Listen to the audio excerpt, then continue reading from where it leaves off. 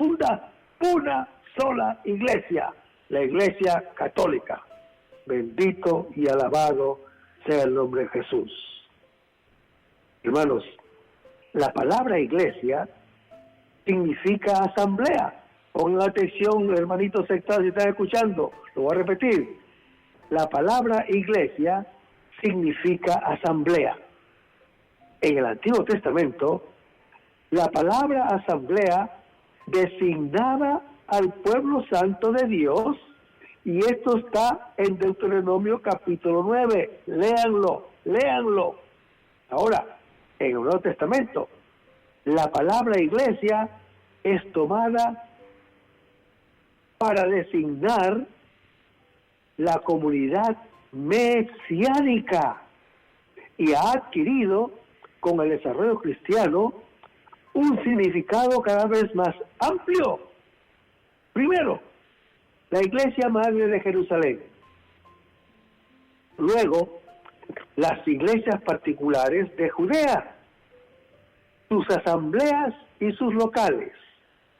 Finalmente, la iglesia en su unidad teológica, pues ahora Jesús da este nombre a la comunidad con la que sella la nueva alianza, de la que habla Jeremías capítulo 33, y de la que Pedro será la primera piedra.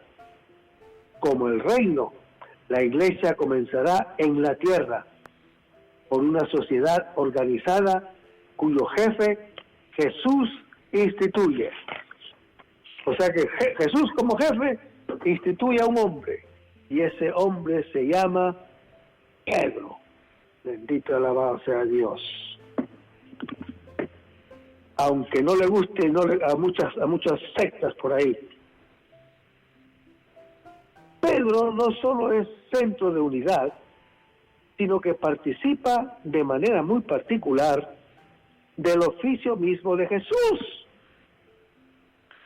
Él había dicho que era el pastor de las ovejas, Jesús, y que habría un solo rebaño y un solo pastor, en Juan capítulo 10. Siendo así, hermano que me escuchas, Pedro no es otro pastor, sino que ocupa el lugar de Jesús. Pedro es el vicario de Jesús. Hace sus veces como si ocupara el puesto de Jesús. Es realmente su vicario y su sucesor. Vayamos al versículo 18 y 19. Dice: en verdad te digo, cuando eras joven tú te ceñías e ibas a donde querías, pero cuando seas anciano extenderás tus manos y otro te ceñirá y te llevará a donde no quieras. Esto lo dijo significando con qué muerte glorificaría a Dios. Y dicho esto le dice: sígueme. Vayamos a Juan capítulo 21, versículo 19. Hermanos, la palabra sígueme de Jesús, por fórmula que utiliza Jesús para invitar a alguien a ser su discípulo, como se lo dice a Felipe en Juan capítulo 1, como se lo dice al discípulo que quería ir primero a enterrar a su padre en Mateo capítulo 8, como se lo dijo a Mateo en Mateo capítulo 9, como se lo dice al joven rico en Mateo capítulo 19, como el relato de la pesca milagrosa de Lucas capítulo 5, aquí en Juan capítulo 21, el relato de la pesca milagrosa concluye con una llamada a seguir a Jesús. Pedro, el primer papa de la iglesia, es invitado aquí a seguir a Jesús hasta la muerte. Hermanos, Cuando Jesús se proclamó el pastor auténtico de las ovejas, el buen pastor agregó: y mi vida doy por las ovejas. Juan capítulo 10. Pues bien, hermano que me escuchas, si Pedro ahora es el pastor, tendrá también que entregar su vida por las ovejas. Es la condición de todo buen pastor. Vayamos a Juan capítulo 10, versículo 11, donde Jesús, en Juan capítulo 10, versículo 15, dice: y mi vida doy por las ovejas. Hermanos, ese es un requisito esencial para ser buen pastor. Y lo exige en nosotros cuando dice aquí: el buen pastor da su vida por las ovejas. Tenemos un ejemplo clásico en nuestra iglesia. Monseñor Romero de El Salvador. Le ofrecen llevárselo al Vaticano porque su vida estaba amenazada. Y él dice: el pastor no abandona sus ovejas. Y hermanos, este gran Monseñor Romero, que ahora es un santo en la Iglesia Católica, es un santo porque no quiso abandonar sus ovejas, aunque le costara la vida, y le costó la vida. ¿Qué razón tiene nuestro Papa Francisco cuando le dice a todos sus sacerdotes, obispos y cardenales, les dice: tienen que oler a oveja, porque si ustedes no huelen a oveja, no están haciendo su trabajo? Qué gran lección nos está dando este gran Papa Francisco, bendito, alabado sea Dios. Cuando Pedro haya servido al rebaño, cuando hayan corrido sus años, cuando haya cumplido su misión, sus enemigos lo prenderán, lo ceñirán, lo atarán y lo llevarán al suplicio. Puesto que la frase significando con qué muerte se refiere en Juan capítulo 12 y Juan capítulo 18 a la muerte en cruz de Jesús. Muy posiblemente esa frase tiene aquí el mismo significado. Jesús le hace a Pedro una invitación, sino una orden, para que lo siga hasta la cruz. El imperativo sígueme cobra aquí toda la fuerza de un significado teológico.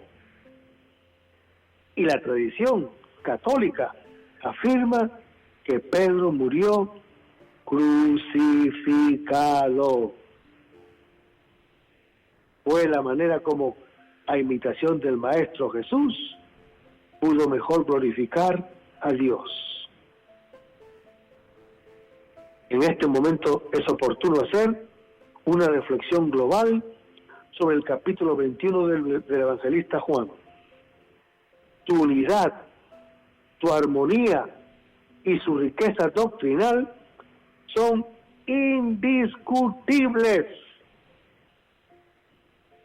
Los temas que se suceden, a saber, la misión apostólica universal, el oficio pastoral, el primado de Pedro, las resonancias eucarísticas, los elementos simbólicos, pescado, pan, red, pastor, ovejas, el seguimiento del Señor y la invitación al martirio forman un conjunto de elementos que constituyen toda una eclesiología. Hermanos, el Evangelio de Juan, capítulo 21, es pues, en el cuarto Evangelio, un capítulo eclesiológico. Vayamos ahora al versículo 20. Pedro, habiéndose vuelto, mira al discípulo a quien amaba Jesús, significando lo que aquel que también se recostó durante la cena sobre su pecho y dijo: Señor, ¿quién es el que te entrega? Por última vez, encontramos aquí al discípulo a quien Jesús amaba. El evangelista Juan sigue a Jesús. Siempre lo ha seguido desde un principio. Lo vemos en capítulo 1 del Evangelio según San Juan. Le ha sido siempre fiel hasta la cruz. Lo vemos en el capítulo 19 del Evangelio según San Juan. No ha sido necesario que Jesús le dé un mandato. Su ventaja sobre Pedro ha sido varias veces manifestada. Inquieto y curioso por la suerte de su joven compañero, vayamos al versículo 21 y 22. Habiéndolo visto, Pedro dice a Jesús: Señor, ¿y a este qué? Le dice Jesús: y quiero que él permanezca hasta que yo venga. ¿A ti qué? Tú, sígueme. Vayamos a Juan capítulo 21, versículo 22. La expresión hasta que yo venga, es decir, hasta la parucía, esto lo dice el apóstol Pablo, describiendo la institución de la Eucaristía por Jesús, cuando dice en 1 Corintios capítulo 11: pues cada vez que coman este pan y beban de este cáliz, anuncia la muerte del Señor hasta que venga. Y el mismo Jesús, que ha resucitado y en el cielo, nos dice en Apocalipsis capítulo 22: mira, vengo pronto. Hermanos, Jesús rechaza la curiosidad de Pedro y contesta evasivamente. La oscuridad de la respuesta provocó una inquietud. Vayamos a la primera parte del versículo 23. Salió pues este rumor entre los hermanos que el discípulo aquel no moriría. Hermanos, el apóstol Juan, el evangelista, en realidad murió. Y un discípulo suyo aclara la palabra de Jesús. Vayamos a la segunda parte del versículo 23. Pero no le dijo Jesús que no moriría, sino: si quiero que él permanezca hasta que yo venga, ¿a ti qué?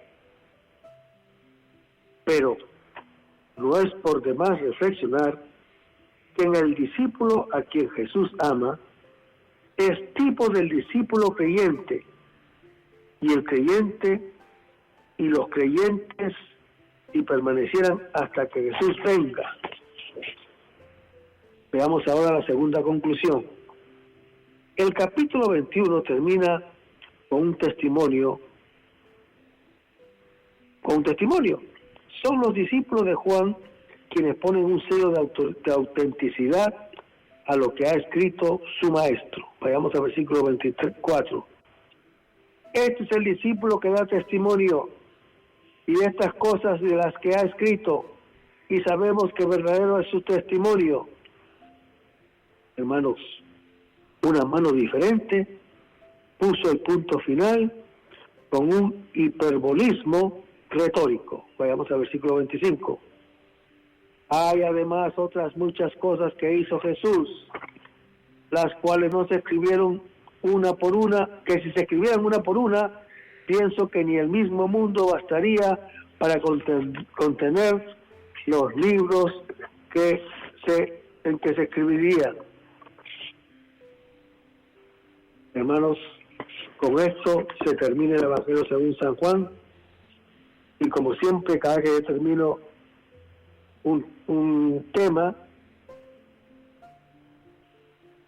hago la profesión de fe que tenemos en la Iglesia Católica, que dice: por Cristo, con Él y en Él, a ti, Dios Padre Omnipotente, en la unidad del Espíritu Santo,